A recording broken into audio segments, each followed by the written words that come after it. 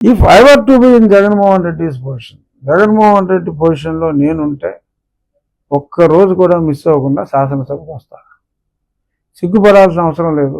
రాజకీయాల్లో గెలిపోవటంలో సహజం. ఎన్టీ రామారావు లాంటి మహానుభావుడే ఒకసారి ఎలక్షన్లో ఓడిపోయాడు. ఇందిరాగాంధీ ఓడిపోయింది. అలాంటి మహానుభావులు ఓడిపోయినప్పుడు జగన్మోహన్ రెడ్డి ఎంత దారుణ పరాజయం పొందితే, నిజంగా అతనికి పబ్లిక్ అంటే గౌరవం ఉంటే, అతను ప్రతిపక్ష నాయకుడికి అతని అర్హత ఉంది అని అనుకుంటే, క్యాబినెట్ హోదా ఇస్తే అతనికి కలిసి వచ్చేది ఏంటండి?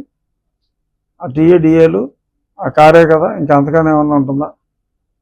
ఒక ఎమ్మెల్యేగా మరి అతను వచ్చి రెగ్యులర్గా హౌస్ అటెండ్ అయ్యి వైఎస్ఆర్ కాంగ్రెస్ పార్టీ శాసనసభాపక్ష నాయకుడిగా అక్కడ ఉండి, మరి నిజంగా మరి మేము గొప్పగా పరిపాలించకపోతే మా తప్పులు ఏమన్నా ఉంటే చెప్పు, మేము బాగా చేస్తే బాగా చేశారని మెచ్చుకో. ఆయన మెచ్చుకున్నా కూడా నీ గౌరవం పెరుగుతుంది. జగన్మోహన్ రెడ్డి గారికి సద్విమర్శ చేసినా కూడా గౌరవం పెరుగుతుంది.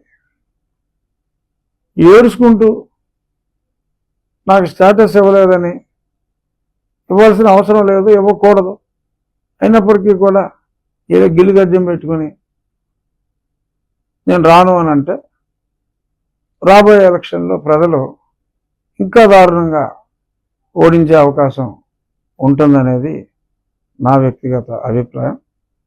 సో మరి శాసనసభ సమావేశాలు మరి ఫస్ట్ వీక్ తర్వాత ఉంటాయంటున్నారు. చూద్దాం. మరి ప్రతిపక్ష నాయకుడిగా కాకపోయినా వైఎస్ఆర్ కాంగ్రెస్ పార్టీ శాసనసభ పక్ష నాయకుడిగా మరి ఆయన వస్తాడేమో.